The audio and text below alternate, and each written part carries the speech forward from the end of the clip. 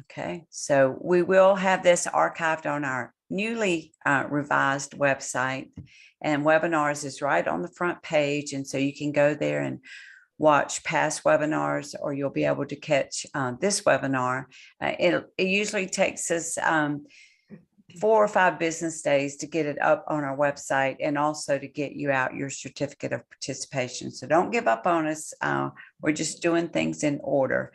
So today we have Linda Wirt with us, and Linda has not done a webinar for us, but she was part of when we did the virtual ed camp when the pandemic was really raging back in April of 2020. We did a Saturday 4-hour virtual ed camp, and we had 30-minute slots for teachers to really envision how they could deliver their curriculum virtually. And so we thank Linda for her participation in that. And she's just been very popular over the years. She's come to our National Health Science Conference and has done several breakout sessions for us there. And so we invited her to do a webinar this semester. And I think maybe she's going to do one for us next semester as well.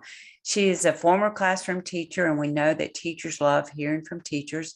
She's from Delaware, the first state. You may have heard that tagline before.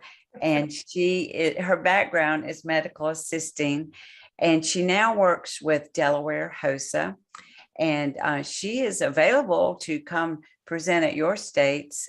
She's just that engaging. So with that, Linda, if there's other things you want to share about yourself, you're welcome to do that. And we look forward to today's presentation on employability strategies.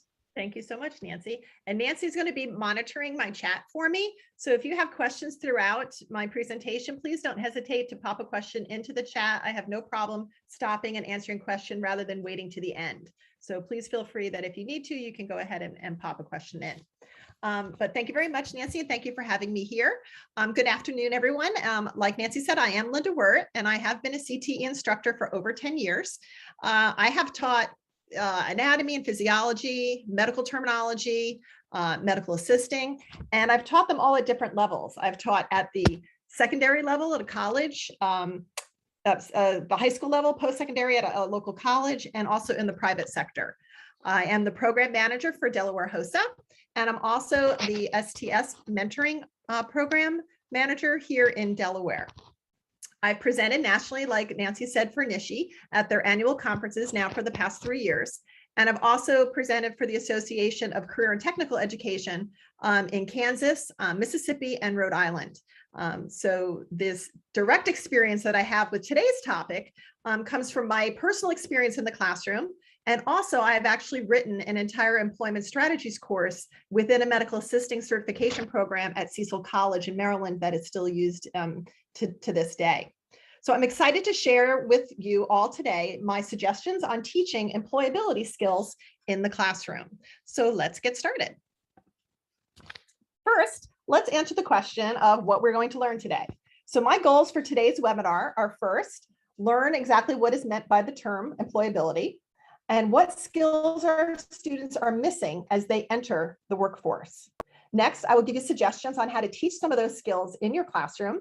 And after that, we will actually look at the best way to guide your students in their search for employment in the healthcare industry. This will include starting with the how to actually search, how to create a resume and cover letter, and then followed by how to prepare and execute a job interview. And then lastly, I will give you suggestions on how your students can create their own networking community so they can go ahead and find those contacts for those jobs. So let's get started. First, what is meant by the term of employability? Well, I found this definition in an article by Helen Kempster from Future Learn that I feel best sums it up, especially for a high school teacher. Employability is a set of achievements, whether they be skills, understandings, and personal attributes, that makes graduates more likely to gain employment and be successful in their chosen occupations, which benefits themselves, the workforce, the community, and the economy. So basically, employability is an umbrella term for a set of highly desirable, like transferable skills that you can turn in yourself into a very attractive candidate to be a potential employee. They are a unique mix of skills, abilities, and personal qualities that you have that will make you stand out amongst the other candidates. Now, because the world of work is changing constantly and rapidly, your career is likely to involve many different job roles and possibly different employers. And even if you stay in the same job, the odds are pretty good that there's going to be some type of change in some nature over time. So employability skills are useful because they are transferable. They can go from one job to the other, one job description to another. So you can adapt them into whatever situation you find yourself in. Employability skills are valuable in every single job. So healthcare industry, yes, but also all other areas out there. They are essential skills for all students, but they are harder to teach than specific technical skills. And that's because you have environment, you have demographics, culture, that can affect the ability for students to learn these particular skills. So if we've talked to many employers, and I have, through my co-op coordinator, and reached out to employers, and they have said repeatedly, I can teach any one of my employees how to do something technically to complete their job. But what I do need is for them to come already with the qualities needed to be a successful person in that job. So what skills are students missing when they're getting ready for a job in the marketplace? Well, I have a list for you that are probably, there's many, but these are probably the top 6 that we've heard from employers that we have worked directly with high school students. So this is a list of some of the most valued employability skills sought after by employers, specifically in healthcare. They are all transferable skills, and they can be incorporated into your classroom. So then students can then bring them into the workspace. The key for students to be successful in mastering these skills is you need to be very consistent, and you need to practice them all the time. They're not like topics like you can teach and then they have to retain the information for a test and then, spit it back at you. These are skill sets that must be introduced throughout your entire curriculum. You need to scaffold them within your program, and then you need to consistently do them on a daily basis. You just don't revisit this. They need to become automatic in nature, so the student doesn't have to think to do it. It becomes automatic. And your classroom becomes that workplace for them to learn, to practice, establish certain behaviors, and you can correct them in a safe environment like your classroom. So they can make that mistake where it's someplace safe and you can correct them. So the first employability skill I'm going to talk about is I'm going to go through each one of these. I'm going to explain what I meant by it, and then I'm going to give you samples of ideas of how you can introduce that skill into your classroom. The first employability skill has been identified by 62% of recruiting professionals as the skill that gets you hired, and that's problem solving. So why is problem solving so valued? Well, the medical community specifically faces a lot of obstacles. Boy, haven't we seen that in the past couple of years, right? And those obstacles are seen by both healthcare workers and their patients. So if you are better able to cope with the challenges, you'll be able to thrive better. And unfortunately, if you're less capable, you most likely will not be able to succeed. So some ways to develop problem solving skills is come up with activities that analyze facts and figures, where you can create and implement solutions. And then these can be taught in different activities and routines that you do in your classroom. So on the right-hand side, you'll see I have some examples of ways you can introduce problem solving into your classroom. The first example I have is case studies. This involves presenting either a patient scenario or a medical case study that allows students to have to analyze the facts and extract the information that is pertinent to create a solution for either a medical situation or a medical problem or a patient problem. And then they then use another skill, which is the communication employability skill, to then do patient education to relay that solution to the patient. The other thing I love to use for problem solving is host a competitive events. There are many. Let's say there's creative problem solving, medical innovations, research poster, because you're extracting facts and information, research persuasive writing and speaking, working on several skills, written communication and verbal. They're great ways for students to come up and use problem-solving skills. So if you want to look into those, HOSA provides the guidelines and the rubrics for you. So you don't have to just offer it as a competitive event for a student to do, incorporate it into your classroom as an assignment, and therefore all of your students can benefit from that particular HOSA event. I personally enjoy role play activities, and my students, they're quite hams. They enjoy it as well. But this is where the students get the chance to take turns being the patient and the healthcare worker in different scenarios. So it allows the student to practice, like they say that they most are looking for problem solving, is thinking fast on your feet. So if you're doing a role-playing activity, the student will have to think on their feet because every student is going to react differently or respond differently. So the answer isn't always going to be the same. So I usually introduce this softly with something like telephone etiquette. And one student's the healthcare professional answering the phone, and one is the patient who's calling with either a question about a prescription, or you can do a scenario of an angry patient. How do you handle that problem? So you can come up with different scenarios, and they actually act that out. I actually have a phone. They pick up the phone and they use the phone. So they actually feel like they're in this scenario and not just saying, well, what would you say if this happened? Actually have them act it out. So therefore, when they go into the workplace, they'll really be able to do that skill set. The last idea I've listed is more of a classroom norm than an activity. And it's called 3 Before Me. And I actually have a giant sign in the classroom that says 3 Before Me. And yes, I've gone to the extreme of wearing a t-shirt that says 3 Before Me. Right? So I tell my students that before they can come to me with a question or problem, they need to seek out 3 sources to find that answer or solution first on their own. After they've exhausted all 3 resources, if they still don't have the answer or solution, then they can come to me. But before I even help them, I still confirm what sources did you go to? And then I ask them, why do you think that was a good source to go to or a poor source to choose? So they learn how to problem solve in the future, going, where do I go? Don't keep going to the same source. What's a better way to find that answer on your own? So if you have the students stop and do this first, it teaches them ways to explore the solutions and giving them the tools that are going to be needed in the workspace. So you're not always being relied on that, and they learn how to spread out their use of resources. Next, a part of this does relay with the problem solving is communication skills. And if your students are going to be successful in their professional or their personal life, they need to be able to effectively communicate with others.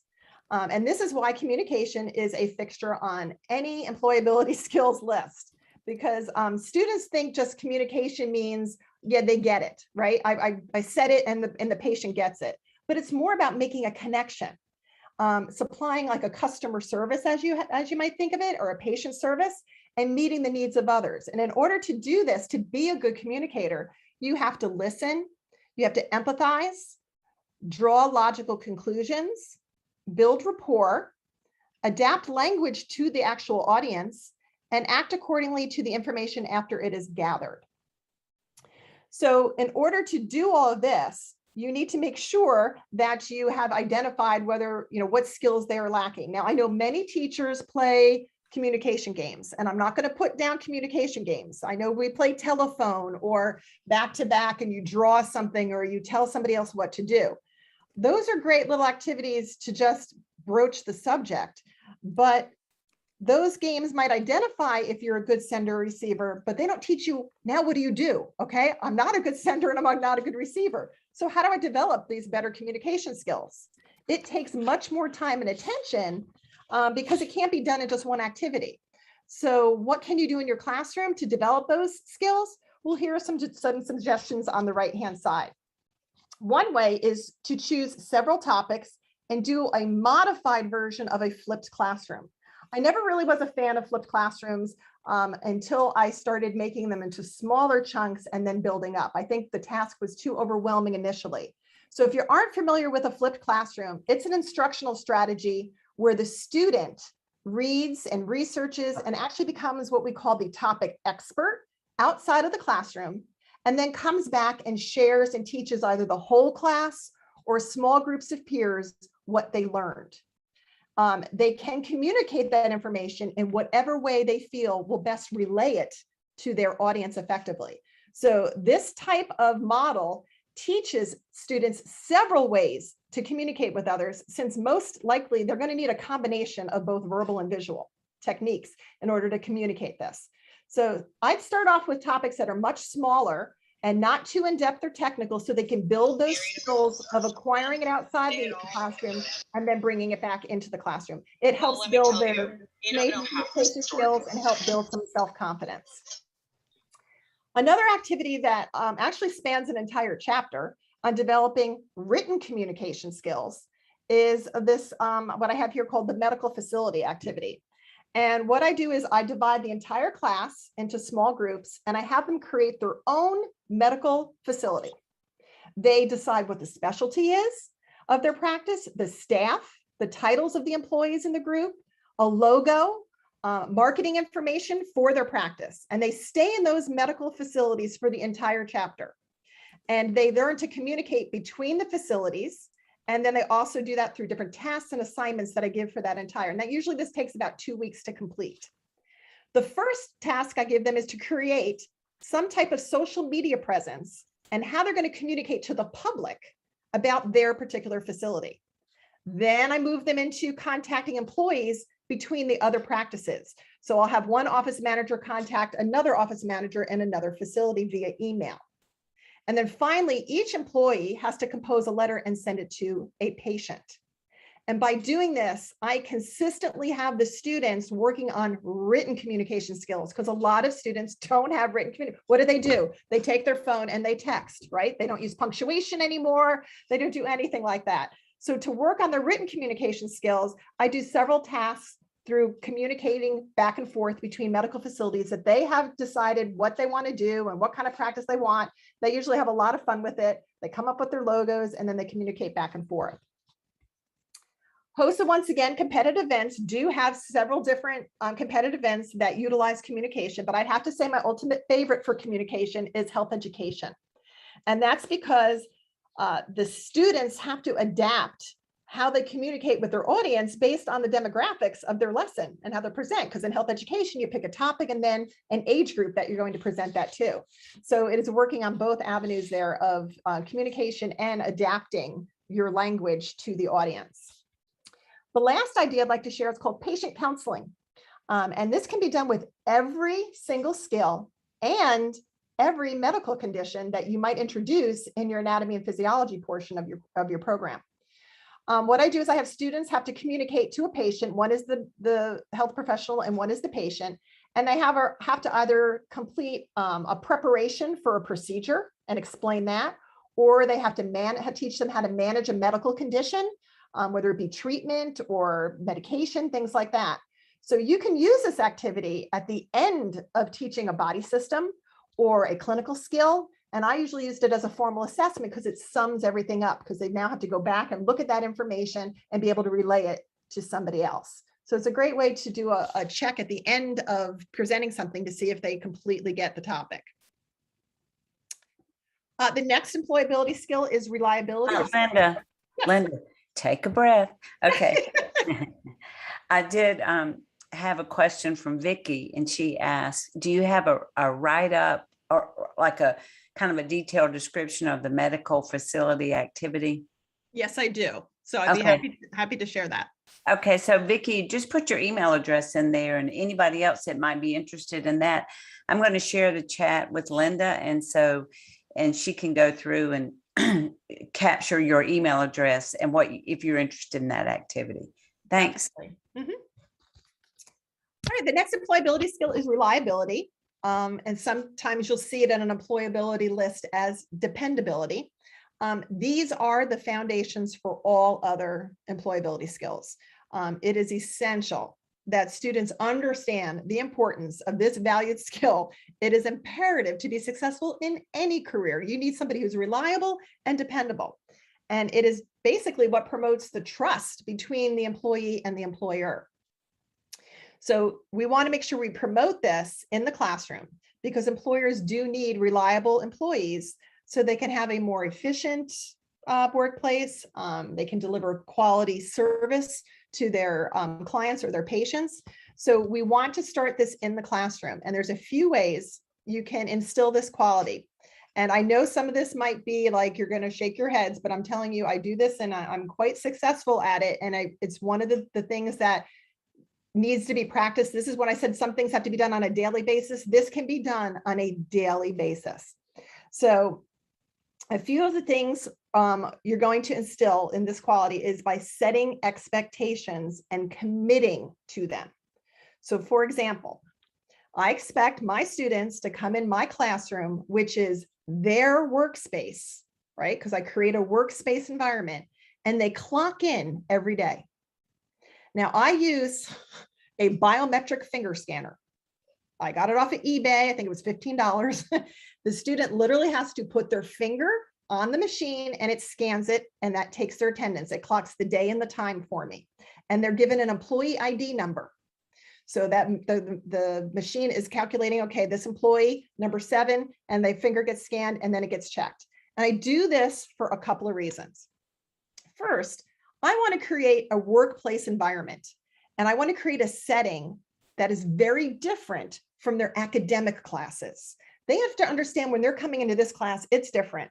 You're coming to learn a career and a work environment. So you have to separate it somehow. You can't take attendance like all the other teachers take attendance in the building, because they're going to come in with those same types of habits. So you need to break that. So I try to mimic what they might be doing in a real work environment. It could be clocking into a computer, whatever you want to do. But the reason why I do the finger scanner brings me to my second part, which is you can't sign in for anybody else. So I used to have a sign-in sheet, and then all of a sudden everyone's, Louise's signature was all the same all the way down the page. Isn't that amazing? Everyone has the same handwriting. No, right? She signed everybody in, especially the one that was in the bathroom who showed up late, type of thing. So if you do the finger scanner, they have the accountability of you cannot check in for somebody else. And you certainly can't, that's fraud if you were to do that in the real workplace, right? You can't do that. That's stealing time from your employer. So I teach that by implementing that into the classroom, so they understand that this is what you do in a real workplace. You don't sign in for anybody else, and you're responsible for yourself getting to work and getting there on time. So those are the two main reasons.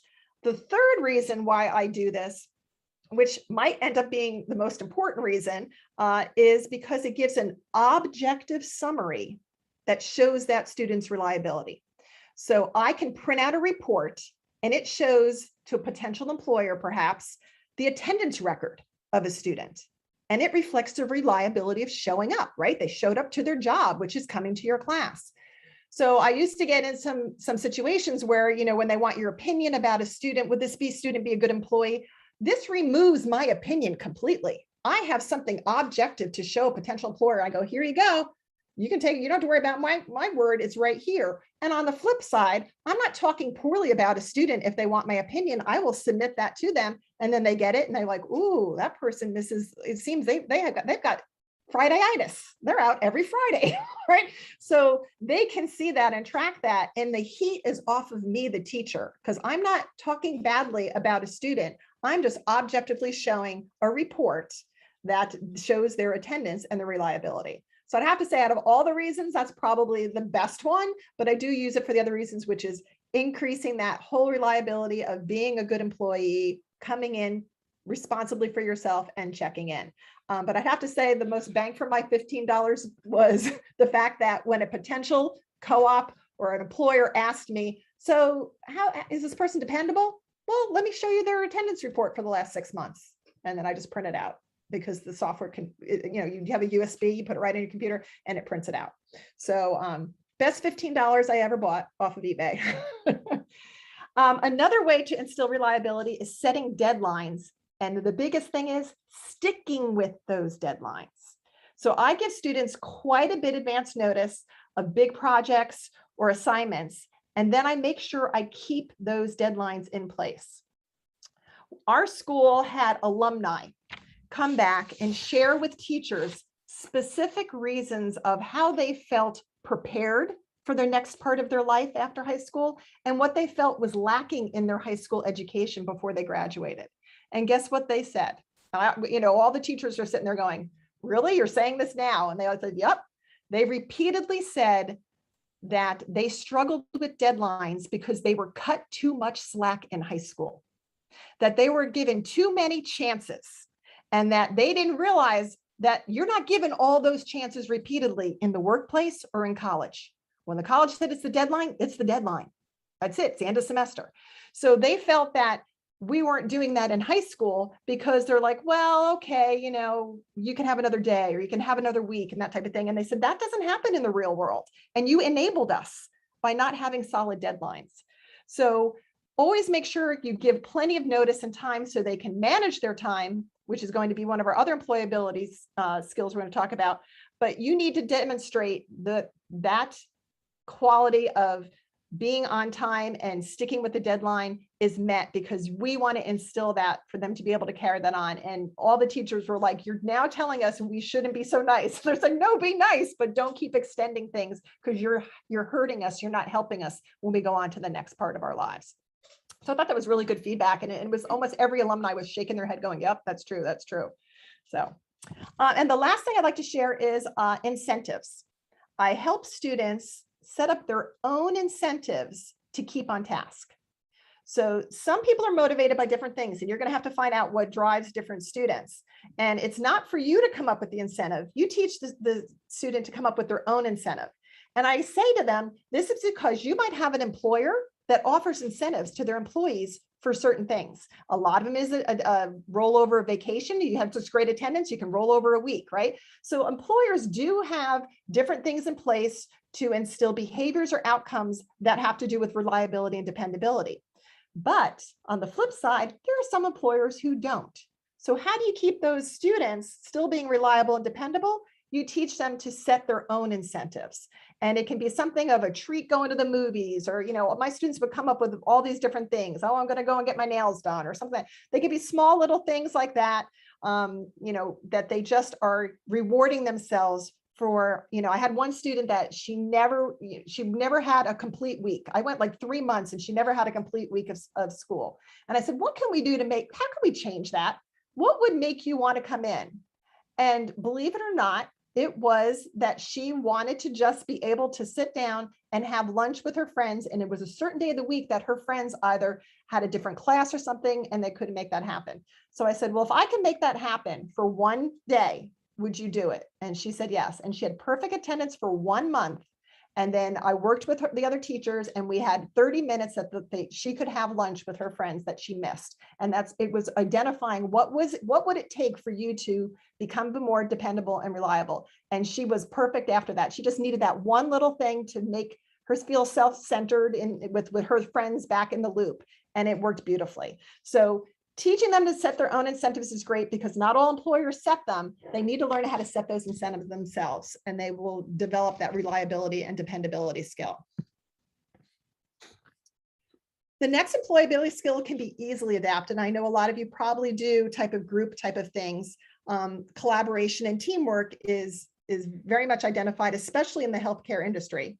And this skill does rely on the ability to everyone work harmoniously with your colleagues. And we all know that can be challenging, but we have to make sure we all have that shared goal that we want to meet. And collaboration can increase your hiring chances, because you do have that common goal to make things more effective.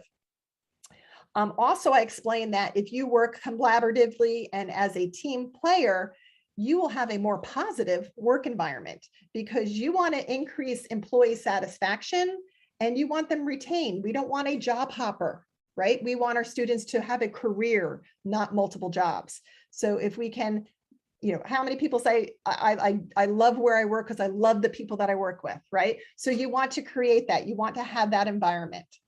And in the medical community, all members of the healthcare team have to work together. And that healthcare team includes the patient, right? So we have to make sure that skill is developed, because it's great value working in the field of medicine, because that patient is part of your healthcare team. In your healthcare, you're working with different backgrounds, you're working with different ages, religions, cultures. So patients come from all different demographics. And as I always, it's my little mantra I say over, you don't get to pick your patients, right? They all come in. You can't pick a patient. The patient walks in the door and you just have to be able to work with that patient. So you need to teach them these collaboration and teamwork skills, because you have to be able to work with everybody equally. And it's important to recognize also what your weaknesses are working in a team, because you have your strengths and you have your weaknesses. So in order to have a positive outcome, you have to know what your strengths and your weaknesses are, and you have to be accountable for the results, whether they be positive or they're negative, right? You have to assess the team and you have to adapt moving forward so everybody can be successful. You also can take this opportunity to teach how do you deal with conflicts that arise within that team, right? Because it's important that team members resolve them in a productive way so that that goal can be met. So how do we develop this? And as I said, I'm sure a lot of you do group projects, but I have a question for you. Do you assign specific roles to each participant in the group, or you just say, this is a group project and let it go, right? You need to give clear guidelines for the role of each person in the group. And if you don't assign specific jobs with details of what they need to do, what happens? The same student volunteers to what? Be the leader, right? And we don't want that. We want everyone to be able to develop the skill of being a leader of a group. So I have come through all these years of and talking to students and saying, you know, I thought you'd be really good at this. Why didn't you step up? And it wasn't that they didn't have the desire to be the leader of the group or their team, it's they didn't know how to be an effective team member. So if you give them the specific instructions and guidelines for each member in the group for the assignment, then they know what the expectations are to be a leader and to be a team member. They know what is expected of them. So let me go back to the medical facility activity I was telling you about. Each person in that group got a job description because they created a medical facility, right? So each one of them got a job description, and in that job description were their expectations. What type of role would they do? So for instance, I had office manager, clinical medical assistant, administrative medical assistant, biller coder. Those are just a few. And each one of those had a job description. So once they identified who was doing what, then we went ahead and we gave the job descriptions so they knew the parameters of the job and the expectations. So they knew how to communicate within their own group. They knew who was the office manager and who to go to a question with. And then they knew how to communicate amongst the facilities. Like one office manager knew how to contact another office manager. So they knew the roles and they understood them better. And once they know that, then you have a better team dynamic. So group projects are great, but you have to take that extra step and tell them, how do you work in a group? Just don't say, here's a group project. And then I'm telling you, it's going to be the same people doing all the work and doing all the accountability at the end. And you don't want that. You want to develop the quiet ones that don't necessarily want to speak up, but yet they have the skill set to possibly flourish in that area. So if you give those guidelines, it will definitely help them tremendously. Another important thing is to model team behavior in your classroom. And this is done by establishing the environment as a workplace specifically. So the student can see the collaboration firsthand. We don't want them to see it outside. We want to create it inside. So as I said, when my students come in the classroom, it's a workplace. So each one of them has a job when they come into the classroom. And those jobs, I was doing them monthly, but you can do them weekly if you'd like. They are graded. They're given an employability grade for how they did with that particular job. The roles that I would use in my classroom as jobs, the most popular was classroom ambassador. Anytime a guest or someone would come to my door, whether it be the principal or my supervisor doing an evaluation, the classroom ambassador would be the person that they knew if there was somebody knocking on my door, they would get up, they would greet the person, introduce themselves, tell them what was happening in the classroom, right, to get them up to speed. So that was their job. So that was a classroom ambassador. I had lab staff that were in charge of making sure the lab was put back the way it's supposed to be after doing a skill or anything like that. I had inventory people that did inventory of all the supplies. I never had to worry about what to order because they would give me my list, right? But they're going to do inventory in real life. They're going to do stock and things like that. So that was one of the skills. So there's many different jobs you can come up with. And once they see that all of these roles are important and rely on each other to make the classroom efficient, they'll understand that it takes a team for a practice to work or a team for a company to work and run smoothly and efficiently. So model it in your classroom so they then know how to be a team member when they get out there. My final suggestion is to have students collaborate with business partners and organize events or speaking engagements. This allows them to experience collaboration outside of the classroom with a professional team. Your students can collaborate with local hospitals for speakers to come in and speak about different topics. I used to have that affiliated with my HOSA all the time. I would have speakers come in. I had respiratory therapists come in. So you can have different, most hospitals have speaker bureaus, and you just have to contact them. So I give that skill set to a student to collaborate. Also, my students run the entire blood drive at our school. They get the donors, they figure out the job responsibilities, and they work with the local blood bank. And year after year, I would always hear from the blood bank, your blood drive is the most organized, your students know what to do, they know what their jobs are. I would do a field trip, bring them to the blood bank so they could see firsthand, so they could better educate the donors. So they saw how it happens, real life, in the real world at the blood bank, or they spoke with the hospital, and then they saw the result once the speaker came to the classroom, and they felt this sense of accomplishment that they did that, and they learned how to collaborate outside. It's definitely putting them out of their comfort zone because they're talking to people they don't know, but it brings up that skill set of working as a team with people that you don't know yet and that you develop a relationship with. Now, being organized to plan effectively is very important because it helps you and your employer save time, obviously, effort, and money by improving that workflow. And as we know, even in medicine, it's all about the money as well, right? There's a bottom line. We all want a paycheck. So this ensures that assignments and tasks are completed on time, and it prevents confusion as to what's happening, who's doing what. And in medicine, we need time management organization so we don't have errors, right? We don't want medical errors happening. Also, if you can teach a student how to be organized and time efficient, it helps them be able to multitask. And multitasking is very important, right? The reason why some people can't multitask is because they feel unorganized. They need everything in a row. So if you want to develop the multitasking skill, we need to inset some time management and organizational skills. If you help students learn how to manage their time and organize their workspace, you're also going to teach them how to strike a balance between work and personal life.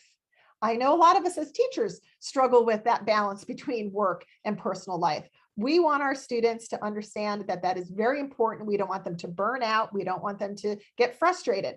So if we teach them how to manage their time and organize their life, they'll be able to set goals, be self-motivated, and become more focused so they are more balanced between the two. I use several tools to help students organize their time and projects, and I give them a blank calendar for the entire marking period with custom-made stickers with my Cricut to mark when things are due and coming up. So I literally make custom stickers. For those of you who came to Cincinnati, you might have been in my Cricut breakout session. So I use my Cricut, I make stickers, and it literally says blood drive, chapter 7 quiz, chapter 7 test, binder check, because we do binders, all the stickers. And then we sit down all together and they put those stickers on their calendar for the entire marking period. So there's no excuse. You know all the dates to expect for that entire marking period. I don't use planners or the agendas that the schools give because I don't know too many students that know where that is right now. But so this is a calendar that they literally have in their binder in my classroom with the custom stickers. And believe it or not, the kids like stickers even in high school. So they put the little stickers, they'll use colored pens, they'll go all crazy and really make their calendars look pretty. You would think there's a contest or something, but if it makes them more organized, I let them go at it. But I give them all the stickers so there's no excuses. They know what the deadlines are. They know what to expect. And now they can look at it and there's no confusion as to when something is due and when something is not due. So they can look at that and they know, okay, this is coming up. I need to allow myself some study time, right? So they can prioritize their time and they determine how they should allocate it more efficiently, including if they're in a sport or something like that. If they see when their games are, I said, put your game schedule on there because you need to know if you have a big game the night before a big test, you need to put that on there. So they're putting not just that, but their life, because we want that balance. So I said, put everything possibly down that you need to on this calendar so you can see it, so you can allocate your time. So eventually you will now learn how to multitask. You'll be able to do more than one thing. Now my classroom is set up in an extremely organized fashion. I model the organization from the moment they walk in the classroom. So they come into my classroom. What do? their finger scanner, right? They're checking in with their finger scanner. They then walk over to the cell phone lockers. Yes, cell phone lockers that they put their cell phones in, because in the healthcare, you can't have your phone out. So we have cell phone lockers. Then they go over to the mailboxes, check their individual mailboxes for anything I might be communicating to them, returning tests or anything like that. And then they sit down at their desk space. And that is their workspace that they set up. They pull out their notebook and they write down their daily LEQ into their notebook.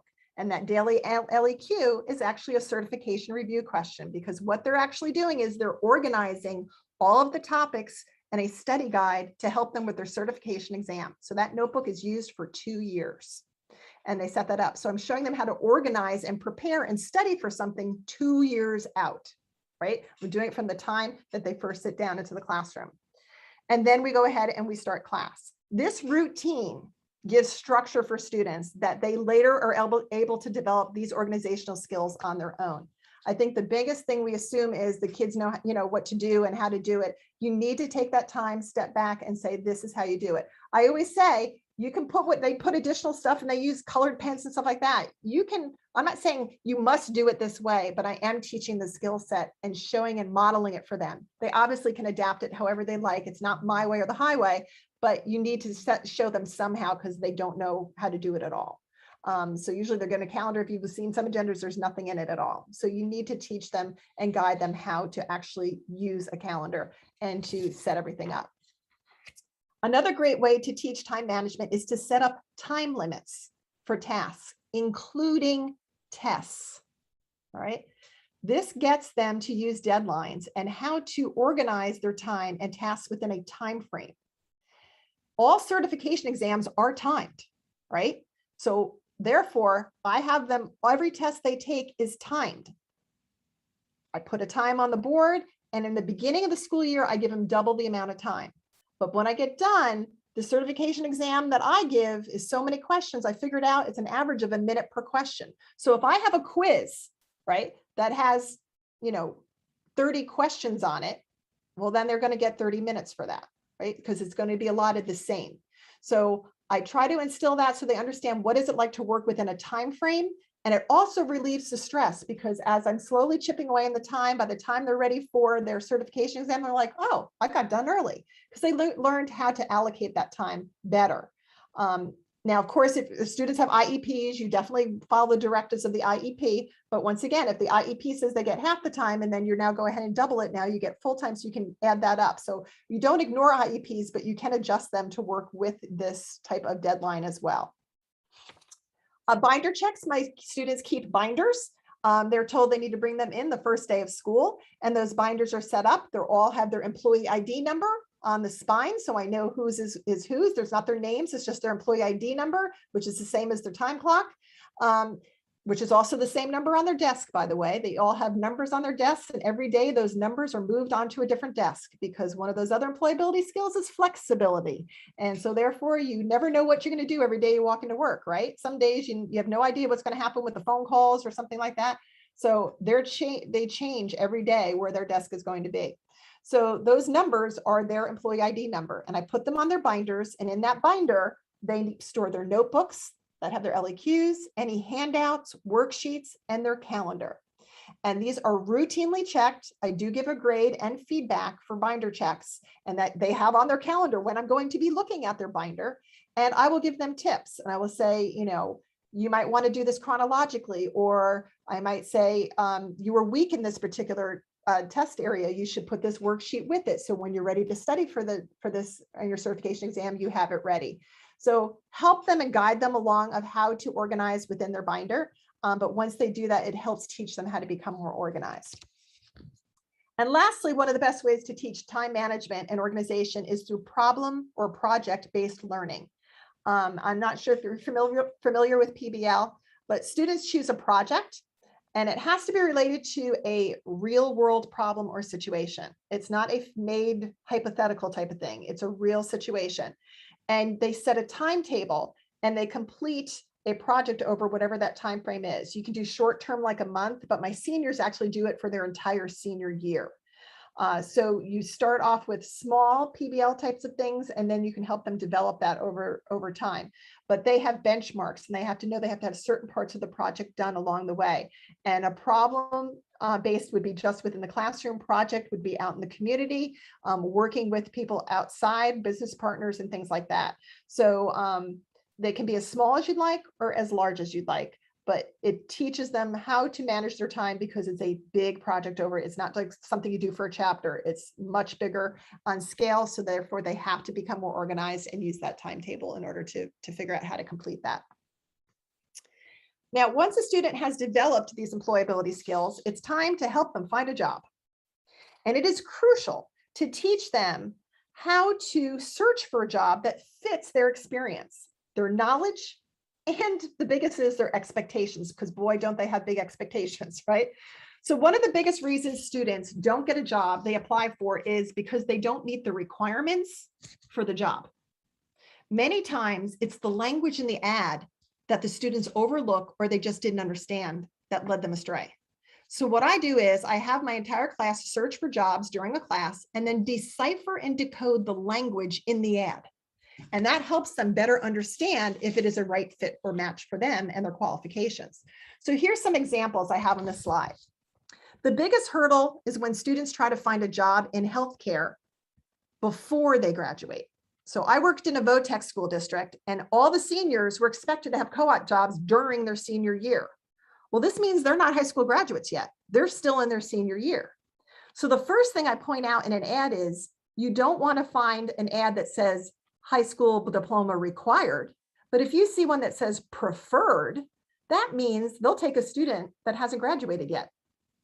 So look for the words preferred and required. If the word required is noted anywhere in the ad and you don't meet that qualification, you can't be considered for that position. So for example, if an ad says minimum of 2 years experience required, that means it's not an entry-level job. You do not qualify for that. Do not apply. You are not going to get that. Okay.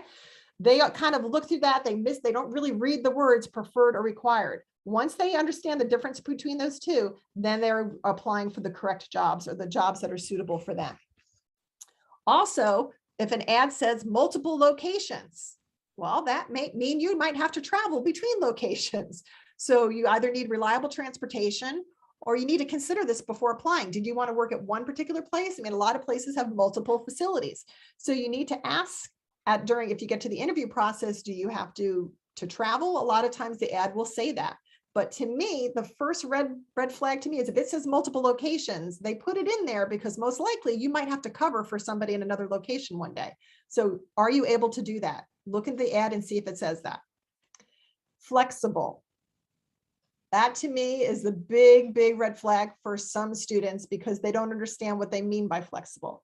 I said, do you know what flexible means in that ad? And they said, no. I said, well, flexible means that every day you come in, you might have to be doing something different. Your job responsibilities might change. When you work might change. Flexible might mean you might have to do certain hours one day and certain hours another. Where you work might change, might mean the flexible. So if a potential employer uses the word flexible, there's a definite reason why they put that word in the ad. So make sure that they understand flexible means you're going to have to give and take. It's not the same job and you don't have the same responsibilities necessarily all the time. A lot of ads now say some extended hours could be anticipated. Well, what does that mean? You are not getting out on time, are you? Right? So they have to understand that it isn't where the shop closes, the last patient hour is at 5 and it's done. Well, as we know, patients show up late, or there might be test results or something an emergency might happen, right? So if you see this in an ad and you need to get out on time because of a family obligation or your transportation needs, then you might want to reconsider applying for this position because the wording is stating that you might have to anticipate staying after hours or your workdays extended periodically because of the needs of the patient. Really important to make sure you bring that to their attention. The other thing that I see students, they think they can barter their way through a job. If it says full-time, part-time, or temporary. If an ad says full-time, then they're looking for somebody that they need that's going to work that many hours. So some students love all the description, the job qualifications and all the responsibilities, but it says full-time. I said, you can't answer that. How can you be a full-time employee? And they said, oh, but maybe they'll let me share it. I mean, no, if they put in full-time, they mean full-time.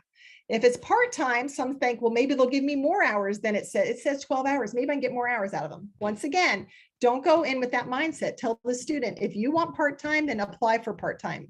If you're looking for temporary, which means you do not want to continue this through the summer, when you graduate, you're done. Look for a temporary position then. So have them read that language to see the set hours and the responsibilities for that particular job.